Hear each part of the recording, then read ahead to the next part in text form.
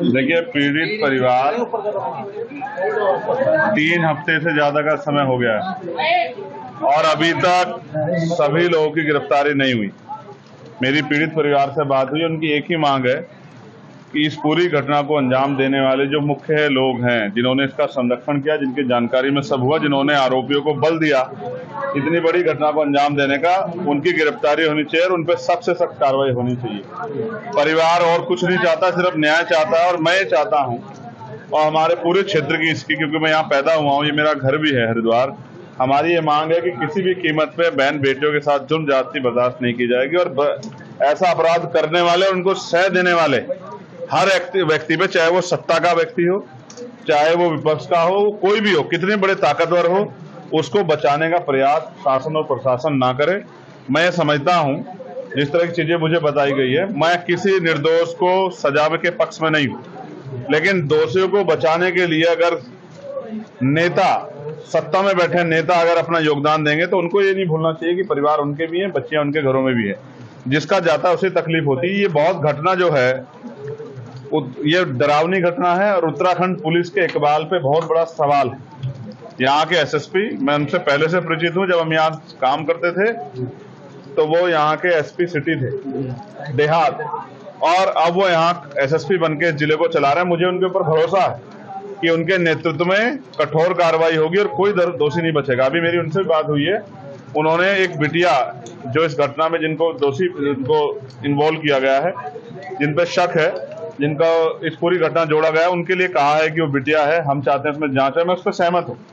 मैं नहीं चाहता किसी बच्चे के साथ कोई इस तरह का वो घटना हो, उसकी पूर्ण जांच हो जाए। लेकिन मुख्यमंत्री जी का 2 दिन पहले का बयान है, SC/ST एक्ट में जितने भी मुकदमे हैं और जितने भी उसमें आरोपी, पहले तत्कालिक उन्हें गिरफ्तारी होनी चाहिए। जिस तरह से वो ताकतवर लोग बाहर रह के इस परिवार को डराने काम कर रहे हैं और बच्चियों में और पूरे दलित समाज में क्षेत्र के डर का माहौल है, जिस तरह से वो जो है इनको प्रलोभन और न्याय को प्रभावित करने का काम कर रहे हैं, ये सब अगर उत्तराखंड पुलिस की नाक के नीचे हो रहा है तो ये बड़ा सवाल खड़ा कर रहा है। कहीं ना कहीं संरक्षण सत्ता का अपराधियों को है। मैं मुख्यमंत्री से मांग करता हूं, मैं यहाँ के सीनियर अधिकारियों से मांग करता हूं कि अपनी जिम्मेदारी का निर्वहन करें। और मुझे आशा थी कि उत्तराखंड के मुख्यमंत्री, अभी यहाँ मंगलौर में चुनाव था, यहाँ आए थे, मुझे आशा थी कि वो यहाँ आके इस परिवार का दुख बांटेंगे।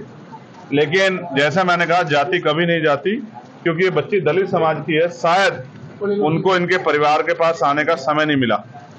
चुनाव में उनके लोग बहुत घूमे वोट मांगने के लिए, यही सच है और इसे हमारे लोगों को भी समझना चाहिए। जब तक वो अपने दलों से जुड़ के अपनी ताकत नहीं बनाएंगे, तब तक ये जुल्म उन पे होते रहेंगे। मैं विश्वास दिलाता हूं कि इस घटना को हम प्रथम और आखिरी घटना समझ के इस पर मजबूत लड़ाई लड़ेंगे और आने वाले 3-4 दिन के बाद ही अगर कार्रवाई नहीं हुई तो एक बहुत बड़ा आंदोलन जिलाधिकारी कार्यालय पर होगा। उसके लिए हम लोग अपनी भूमिका अपनी लीडरशिप से बात करके बना दें। हम ये चाहते हैं, हम किसी भी तरह का कोई आंदोलन नहीं करेंगे अगर पुलिस अपनी कार्रवाई को जिम्मेदार से करेगी, आरोपियों को बचाने काम नहीं करेगी। मैं यहाँ पिछले आधे घंटे से बैठा हूँ और अधिकारी यहाँ नहीं आ पा रहे हैं। इसका मतलब कहीं ना कहीं उनको पता है कि जब सवाल जवाब पूछे जाएंगे तो वो जवाब नहीं दे पाएंगे। जिन अधिकारियों की जिम्मेदारी, वो यहाँ से गायब क्यों है? वो इसलिए गायब है क्योंकि उनको पता है कि वो अपनी ड्यूटी से धोखा कर रहे हैं, अपने कर्तव्य धोखा कर रहे हैं, इसलिए वो यहाँ से गायब है। इसलिए ये सवाल भी मैं छोड़ता हूँ कि वो ऐसे अधिकारियों को क्या कुर्सी पे बने रहने का अधिकार है, जिन अधिकारियों के नेतृत्व में इतनी बड़ी बड़ी घटनाएं हो रही हैं, जिस SHO, जिस CO के नेतृत्व में इतनी बड़ी बड़ी घटनाएं हो रही है और आरोपी खुलेआम घूम रहे हैं, उसको कैसे चार्ज दिया गया ऐसे लोगों को?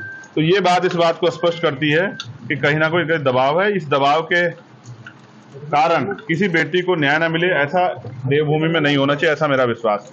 मुझे उम्मीद है मुख्यमंत्री भी इस घटना का संज्ञान लेंगे और जो आरोपी फरार है, पुलिस उनको जल्दी गिरफ्तार भी करेगी, ऐसा मेरा विश्वास। की आर्थिक मदद की ये सरकार का काम है। अगर हर चीज के लिए मांग करनी पड़ी तो जब वो जनता से वोट मांगने आते तब उनको शर्म क्यों नहीं आती? ये तो उनको खुद देखना चाहिए कि वो माँ के लिए किस तरह मजदूरी करके अपना पेट पाल रही है। सरकार की जो योजना है जिन पे अपनी पीठ थपथपाती है, वो जमीन पे है भी या नहीं, इसका जवाब भी सरकार को देना चाहिए। संसद में बड़ी बेबाकी से आप अपनी बात रखते हैं क्या? वहाँ भी अगर लापरवाही हुई तो सेशन आ रहा है, बजट सेशन, मैं पुरजोर कोशिश करूंगा कि इतनी जो विभत्स घटनाएं घटी है और जिस तरह से अधिकारियों ने इस पर लापरवाही बरती है, इसको मैं पुरजोर तरीके से पार्लियामेंट में उठाऊं और इन अधिकारियों को वहीं पार्लियामेंट में ही अध्यक्ष जी से कह के बुलवा के इनसे सवाल जवाब हो, इनसे पूछा जाए कि ये आपको पर्याप्त तनख्वाह मिल रही है, पर्याप्त सुविधा हो रही है, फिर भी न्याय क्यों नहीं कर रहे हो, फिर भी आरोपियों का संरक्षण हो रहा है, फिर उसमें कार्रवाई क्यों नहीं कर रहे हो, इसका जवाब इनको देना पड़ेगा।